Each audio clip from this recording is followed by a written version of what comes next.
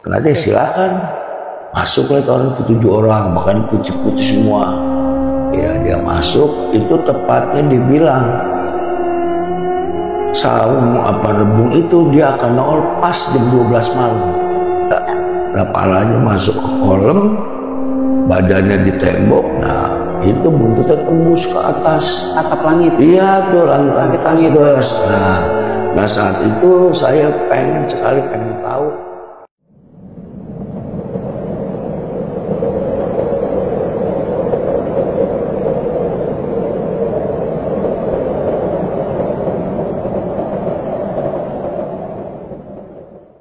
Assalamualaikum warahmatullahi wabarakatuh.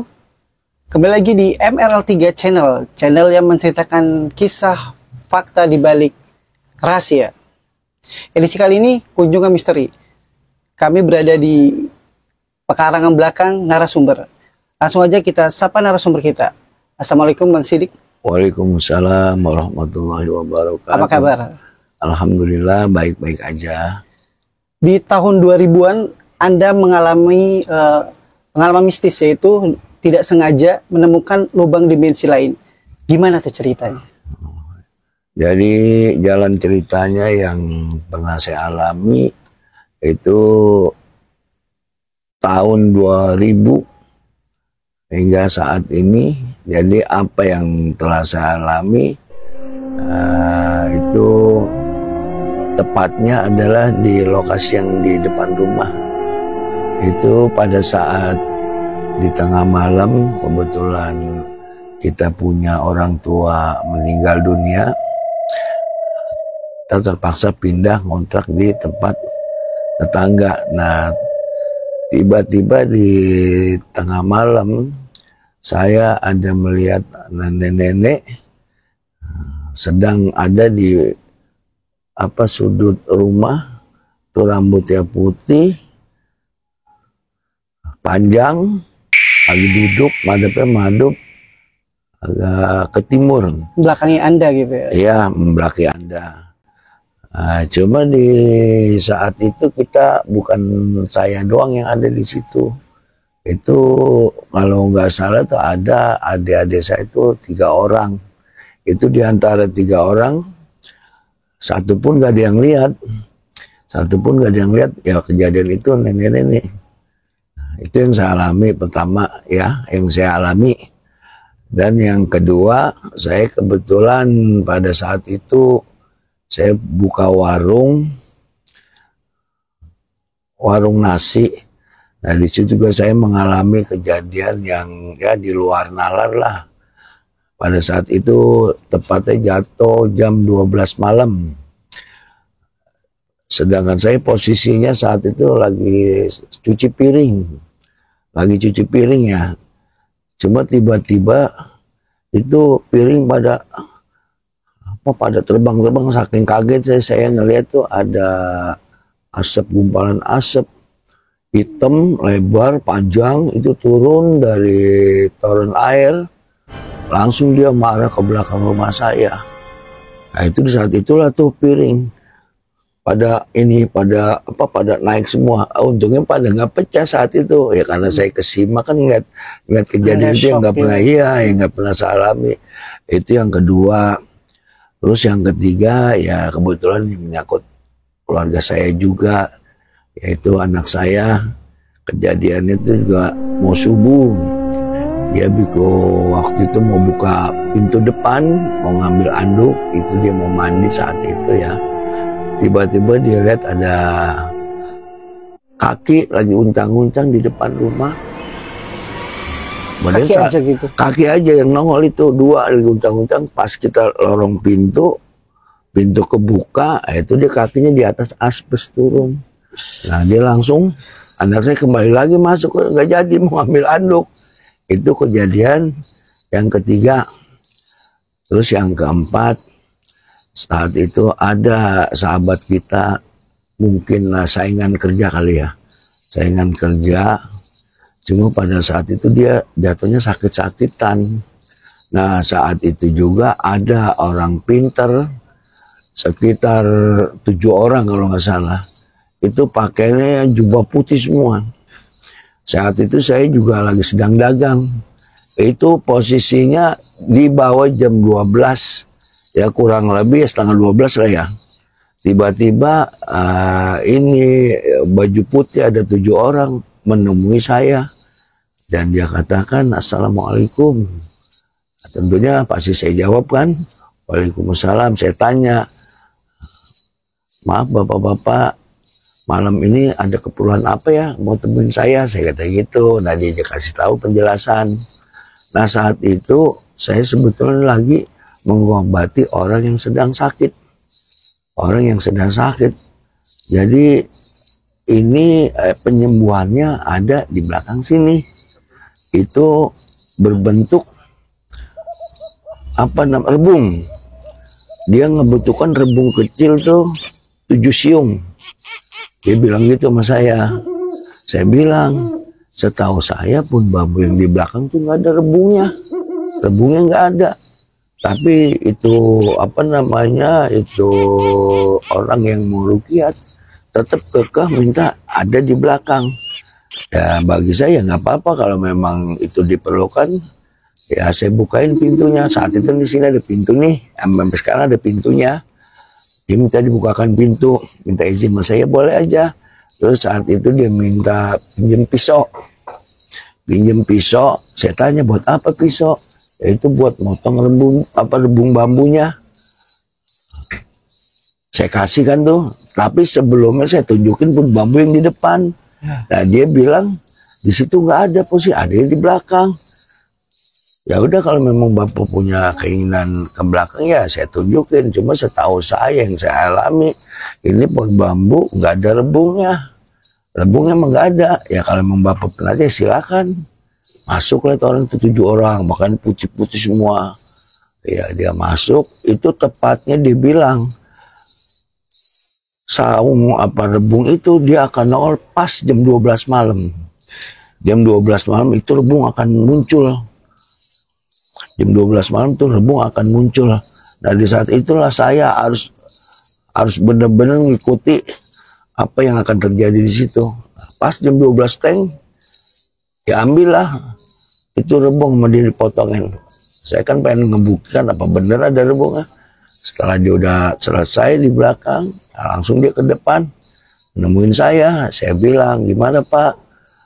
Udah dapat rebungnya?" "Dapat nih Pak." Ditunjukin sama dia, "Ini Pak Sidik nih rebungnya." "Oh ini memang bener kecil-kecil hitam." Nyata rebungnya kecil nyata, rebungnya hitam-hitam. "Ini soalnya adanya di sini doang." Kata dia. Mendadak itu. Saya tunjukin di pun bambu Pak Sunar. Katanya nggak ada di situ, adanya di sini. Nah saya bilang kalau di belakang nggak ada rebungnya, tapi dia tetap ada di belakang rumah. Ya silakan, nyatanya bukti-bukti memang benar. Dapatlah 7 siung rebung hitam. Berarti dengan ritual gitu, dia nongol ya gitu. Ya itu kita lillahi ta'ala ya, kita nggak tahu ya. Itu karena dia mungkin dia emang punya kelebihan bagaimana pada saat itu dia akan nongol. Memang sebenarnya saya lihat ada rebungnya.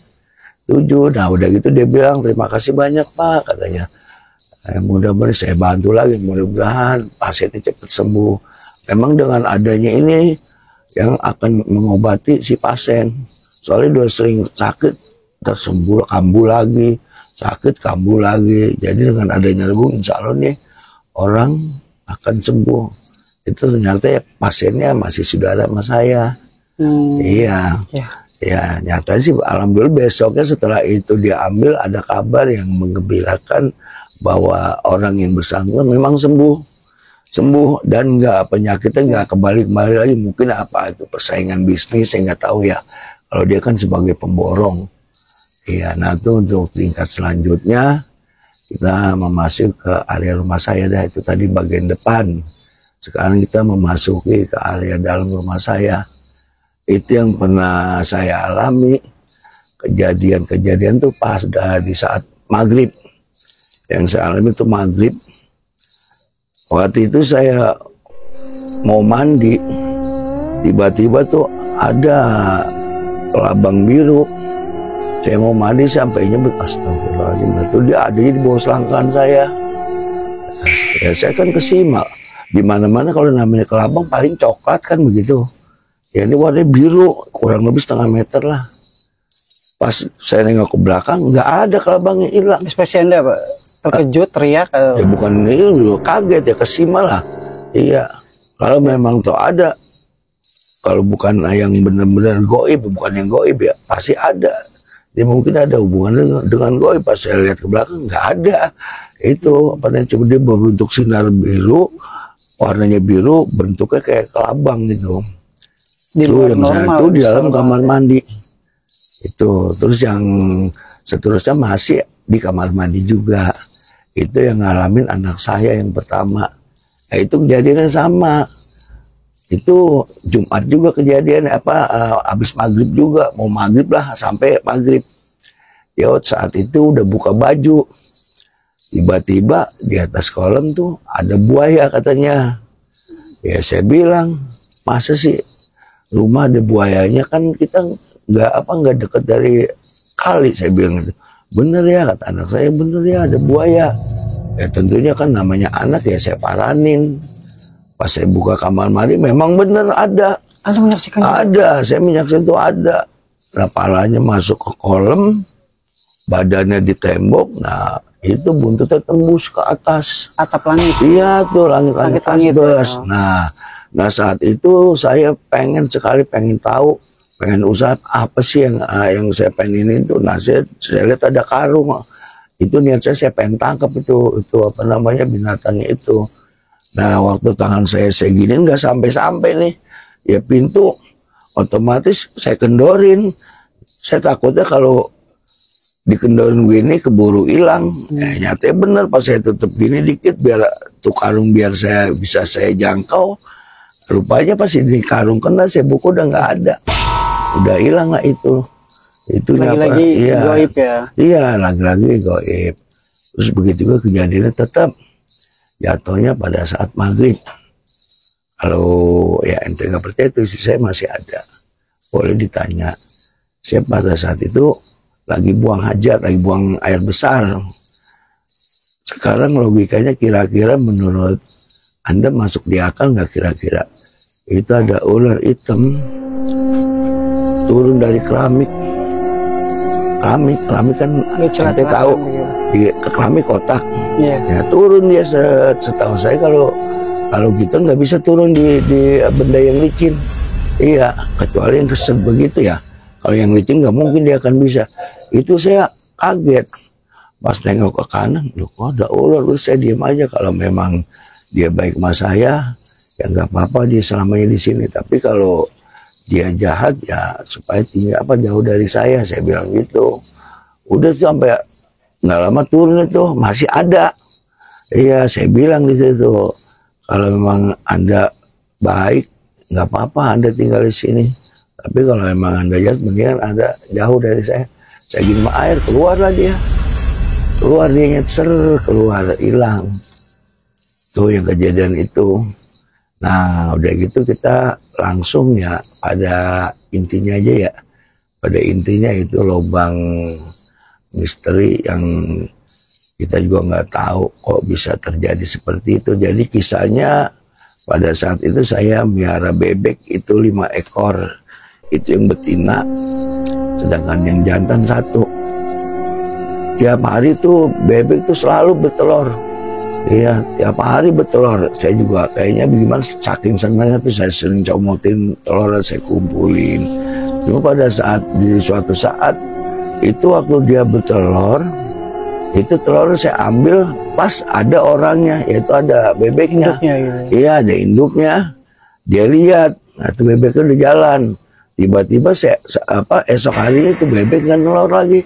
Hari esok nggak nelor lagi. Hari esok saya kan jadi curiga terus tuh, kalau nggak salah sampai seminggu dah. Itu bebek saya nggak pernah nelor. Akhirnya tuh ya udah saya dengan kayak kecewa gitu, biasa nanggepin telur tiap hari. Kan saya gimana ya, senang, tiba-tiba kok bebek nggak nelor lagi, ada apa nih? Akhirnya saya jual itu bebeknya. Saya jual. Udah besok saya nggak sengaja, saya korek-korek tuh di bawah, posisinya di bawah tuh situ. Dan nggak sengaja saya korek-korek ketemu, tapi aneh. Yang saya temuin itu telur bebek kok warnanya coklat. di mana-mana umumnya kalau telur bebek tuh warnanya biru, hijau ya. Ini yang saya dapat itu warnanya coklat. Beda ya? Iya, itu bebek. Iya, saya kan aneh kalau namanya. Iya, Nggak kalau lazim namanya iya nggak lazim kalau telur bebek warnanya coklat. Udah itu saya korekin satu persatu. Ada 2, ada 3. Terus pas saya raba-raba di situ ada suatu lubang. Iya, saya comot lagi masih ada, cuma saya ke dalam makin lebar tuh lubang. Itu makin banyak tuh telur. Sampai dari tuh telur coklat sampai ketemu yang hijau yang aslinya ya. Kalau bebek yang biru. Nah, ini aslinya. Udah saya tarikin semua itu kurang lebih kalau nggak salah ada 40 butir lah. 40 butir itu telur. Diameternya Ya sama, normal kayak bebek biasa. Enggak, bukan. Maksudnya lubangnya itu ukuran diameternya berapa itu? Diameternya kalau di depan segini. Tapi begitu Anda masuk ke dalam, ya lebar ke dalam, lebar. Luas di dalam. Iya. Kayak masuk ke dimensi lain gitu. Iya, itu posisi di situ tuh. Nggak tahu masih ada apa enggak. Iya. Anda nggak bisa mengulangi lagi.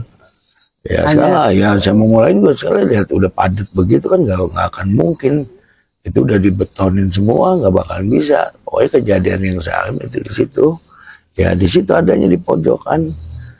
Udah saya hitung-hitung semuanya ada 40 butir. Nah saat itu saya pengen jual.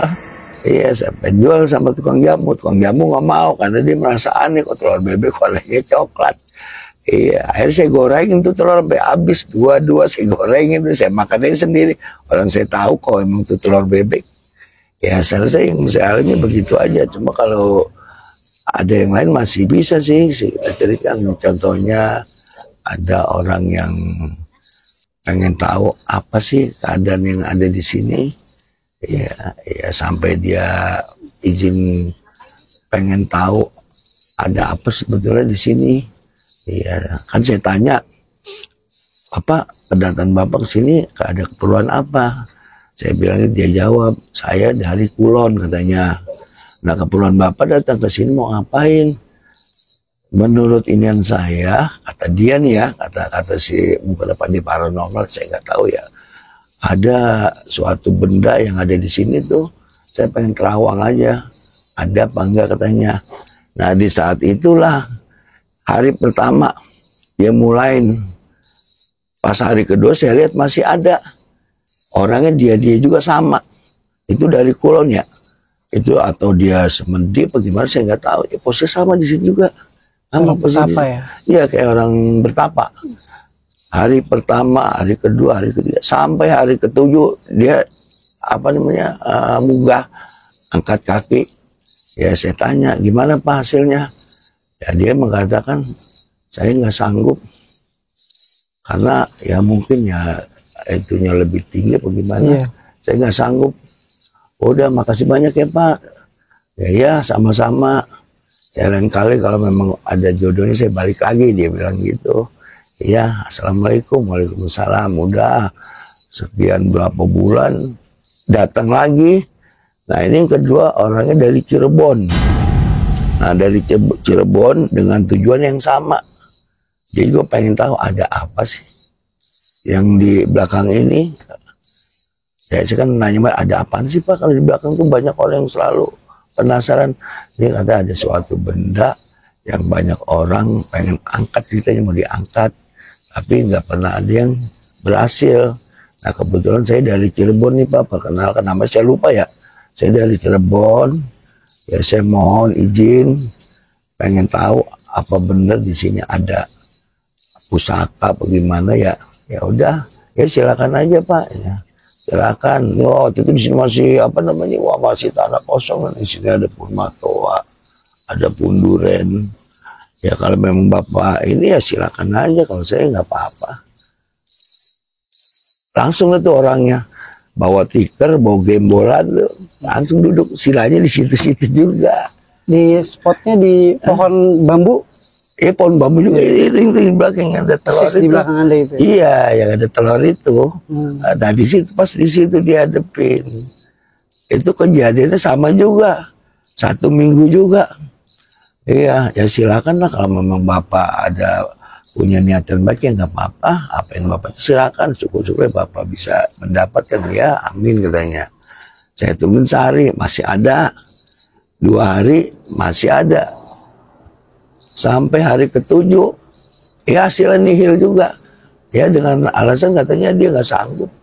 Karena ini lebih tinggi ininya. Nggak bisa dia ngangkatnya. Ya udah. Ya Dan mereka pun tahu informasi itu dari mulut ke mulut ya, atau mungkin, dari bisikan-bisikan. Ya mungkin, ini namanya kan orang pintar, kita nggak tahu. Dia kan punya apa daya ini, kita nggak tahu punya kelebihannya. Apa mungkin dari mulut ke mulut, apa dia udah ritual dia tahu adanya di posisi sini, kita kan nggak tahu. Kita kan hanya sebatas tuan rumah aja di sini. Kalau mengenai keinginan dia saya nggak tahu. Iya, apa dia udah ritual dari jauh-jauh hari, adanya daerah ini, daerah ini dikunjungin satu-satu. Efeknya apa nih ketika Anda baru menyadari dari orang bahwa bagian dari belakang rumah Anda itu mistis banget? Ada pengaruhnya apa nih efeknya? Ada yang sakit ke keluarga, ada yang sering diganggu? Yang saya alami sih, kayaknya situasi di rumah saya tuh awalnya selalu panas saja. Ada aja keributan, ya. Alhamdulillah ya, tergantung kitanya juga sih ya. Ya, benar. Kalau kita ibadah kurang pendekatan sama Tuhan, ya mungkin ikan akan berantakan. Ya kan dimana-mana pasti ada kejadian, istri dibunuh sama suami, kalau kurang kuat iman. Berarti ada energi jahat juga di mempengaruhi hubungan Anda ya? Ada. Jadi hawanya itu panas. Yang ada tuh orang pengen marah mulu. Ya. Anda pernah nggak mendapatkan hewan di sekitar sini yang ada terus Anda tangkap gitu? Untuk saat ini saya nggak pernah ya, nggak pernah ngalamin begitu. Tapi kalau untuk sebatas penglihatan ya saya suka ya kejadian. Tapi kalau untuk mendapatkan itu nggak pernah, nggak pernah untuk mendapatkan ya nggak pernah. Nah, hanya itu aja paling yang saya alami. Ada nggak orang yang coba-coba untuk menantang kesini gitu dengan uji nyali, buka mata batin atau apa gitu? Ya mungkin ya nggak ada ya, belum ada karena dia belum tahu, belum ada ucapan-ucapan dari yang punya tempat. Mungkin kalau ada seseorang yang bisa ngeluarin kalau bahasa YouTuber, kalau belum ada inian omongan, ya itu mungkin ya orang nggak akan tahu. Viral, kecuali dia udah viral kan kayak ini, mungkin ya terutama orang-orang pintar yang akan datang. Nah, kalau saya kan kagak mau begitu, nanti ada apa nih jadi rame kan orang pada kaget semua tiap ini didatangin orang. Ya sementara segitu belum ada lah orang yang pengen tahu apa yang ada di daerah sini. Ya, kebetulan baru Anda sendiri yang baru kunjungan ke sini. Berarti dari sekian banyak hewan-hewan yang goib belum ada satupun yang bentuknya menakutkan gitu, yang sangat yang sampai Anda tuh sampai sekarang masih ingat gitu bentuk. Belum. Kalau itu belum ada. Jadi hanya sebatas seperti ular bermahkota belum. apa? Nah, itu kalau yang bermahkota belum. Itu karena saya cuma hanya dengan. Tapi kalau ular biasa ada. Ular biasa ada, ya contohnya kemarin tadi saya bilang itu ada kejadian sama maghrib juga. Itu yang saya bilang ular putih dimasukkan ke dalam botol Orson. Ya, kebetulan adik ipar saya yang ngalamin. Saya udah bilang di situ maghrib itu ular jangan dimasukin botol, lepas aja lebih baik. Tapi dia tetap kekeh. Besok aja kata saya lepas, ya silakan lah. Yang penting sudah kasih gambaran ya kan, supaya dilepas itu. Nyatanya dia nggak mau lepas, nungguin besok pagi. Ya udah, namanya hak dia toh. Nah tiba-tiba sebelum subuh itu ular udah nggak ada. Nah, sedangkan posisi botol itu saat itu botol Orson kalau nggak salah, botol Orson itu ularnya putih sekitar kayak sedotan. Itu diikat pakai plastik botolnya. Itu posisinya di situ tuh dekat dapur. Dekat dapur. Nah kejadian pas subuh tiba-tiba itu ularnya hilang. Iya, nggak ada bekasnya, tapi sedangkan posisi botol tetap utuh. Nah selanjutnya yang nangkep ular ini merasa badannya ada keahlian sakit. 2 hari sakit sampai sebulan tuh. Ya kalau nggak percaya ente boleh tanya sama mertua saya tuh, kan anaknya sendiri yang ngalamin. Anda dapat informasi nggak dari para petapa atau paranormal yang udah kesini? Apa sih bentuknya? Apa pohon bambu itu bentuknya istana atau dimensi alam lain? Kalau yang saya pernah dengar, yang pernah ini kita nggak tahu ya namanya mulut orang ya. Kalau dia nggak ngalamin sendiri atau saya ngalamin sendiri, saya belum berani mengatakan. Tapi udah banyak cerita. Jadi yang ada di sini tuh kayak seperti apa namanya kujang sama besi kuning. Ya, kujang sama besi kuning. Itu yang ada di sini. Menurut cerita orang-orang dulu ya, yang pernah lihat. Tapi kalau saya kan belum ngalamin, jadi saya nggak boleh ceritain, cuma dengar-dengar aja. Nah, udah gitu banyak juga orang bilang di sini banyak pala-pala jawara dipendem di sini. Pala jawara? Iya. Jadi ada jawara di daerah sini. Kalau tahu di daerah Banten, apa di daerah Serang, daerah Bandung, ada orang jago diparanin sama jawara sini. Jadi buat pembuktian kalau saya nggak, iya kalau saya nggak pulang, berarti saya mati di sana. Tapi kalau saya pulang, itu paling saya bawa sini. Nah, itu dipendem lah di sini. Jadi jawar-jawar yang palanya dikalahin dipendam di sini. Tepat di belakang pekarangan rumah. Iya di sini, daerah sini deh, kita nggak tahu ya posisi di mana. Nah, itu dipendam di sini. Nah itu jadi jawara-jawara yang jago-jago tuh diparanin sama jawara sini. Itu pun saya nggak tahu jawara sini itu siapa. Makanya sampai sekarang, sampai ya orang-orang yang saya kenal kayak seperti tokoh masyarakat sini saya tanya. Cuma tahu ceritanya begitu, tapi masalah jawarnya siapa orang taruh nggak tahu. Cuma jawara sini kalau dia pulang bawa pala, berarti dia jawara sono kalah. Pendem lah di sini sampai seterusnya gitu. Nah, tapi untuk sementara orangnya saya belum tahu. Makanya kalau saya belum ngalamin dari diri saya sendiri, saya nggak berani panjang lebar karena saya belum pernah lihat. Dari katanya baru katanya. Iya, kecuali kalau kita ngeliat dengan mata kepala sendiri, nah boleh saya kupas itu sampai tuntas. Iya. Nah, itulah. Nah, ini ada satu lagi yang jadi pertanyaan saya. Waktu itu saya umur 12 tahun. Saat itu saya lagi nonton film layar tancap kalau saya ya. Itu tiba-tiba jam 2 pagi. Kebetulan saat itu tuh filmnya film serem juga sih. Film Susana, tahu sendiri film Susana. Kita mau pulang takut, udah nontonnya di tengah kuburan. Nah tiba-tiba tuh jam 2 malam, itu ada gumpalan api dari pohon kelapa tuh turun. Turun lewatin layar nih, layar film. Itu kok mengarah ke saya. Itu orang yang di depan saya pada lewat semua. Kenal dada saya. Nah cuma pada saat itu saya cuma ingat, cuma nyebut Allahu Akbar doangan. Nah sampai sekarang nih saya tanya sama orang pintar nggak bisa jawab. Kenapa itu ya? Iya, apa yang ada di tubuh saya ini sampai sekarang nggak ada yang tahu. Cuma dikasih gambaran kalau bola api merah itu namanya jahat. Kecuali bola yang biru. Nah, kalau yang itu termasuk jahat Bang Sidik. Iya. Banaspati gitu ya? Iya. Cuma alhamdulillah Bang Sidik ya itu kita namanya kuasa Allah kan kita nggak tahu. Iya benar. Ya pada saat dia pas kena ini kita nyebut berbangun nama asma Allah, apa kita ini nama nyebut nama Allah udah apa dia mental lagi saya nggak tahu. Cuma arahnya pada saat itu kok ada saya aja. Ya sampai sekarang tuh jadi ingatan saya. Iya ada apa nih dada sampai sekarang tuh jadi ingatan. Ya. Sekarang umur saya udah 65. Sedangkan kejadian pada saat itu umur saya 12 tahun. Orang umur 12 tahun pasti ingat dia. Iya kan? Kan udah termasuk remaja. Saya masih tahu, masih ingat. Sampai sekarang ini yang umur saya 65. Saya tanyakan sama semua orang pintar gitu. Nggak bisa jawab. Nggak bisa jawab. Betulnya apa sih yang masuk tuh merah-merah ke dada saya. Nggak bisa jawab. Ya, sampai sekarang lah gitu.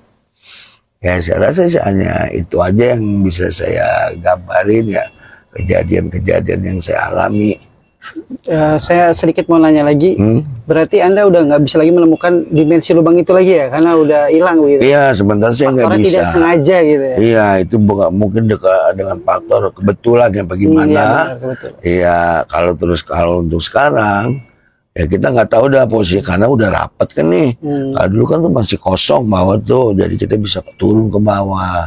Kalau sekarang kita turun mentok rumah orang gimana mau ngeliatnya, nggak ada selah. Susah ya, boleh-boleh aja. Kalau memang ada orang yang lebih pintar, ya dia pengen kontrol bener nggak omongan saya, silakan aja. Kalau saya buat sendiri saya nggak bisa, sudah rapat begitu. Lalu kan teblingan begini tempatnya nih. Rumah ini masih jauh-jauh, kita bisa turun ke bawah, bisa ngorek-ngorek. Lalu sekarang gimana mau ngorek udah rapat begitu. Ya. Kan mentok rumah orang nggak bisa. Mungkin kalau orang yang punya kelebihan, mungkin silakan aja kalau pengen tahu bener nggak apa yang saya omongin, itu aja paling. Sebelum ditutup nih, Bang Idik mau berbagi nggak gimana sih bisa nggak sepanik, bisa tenang dalam kondisi yang titik spotnya begitu angker, tapi kok bisa tenang gitu? Apa ya kalau saya kan yang penting kita sering banyak mendekatkan diri sama yang di atas. Cuma intinya gitu doangan. Ya benar. Ya cuma itu aja intinya.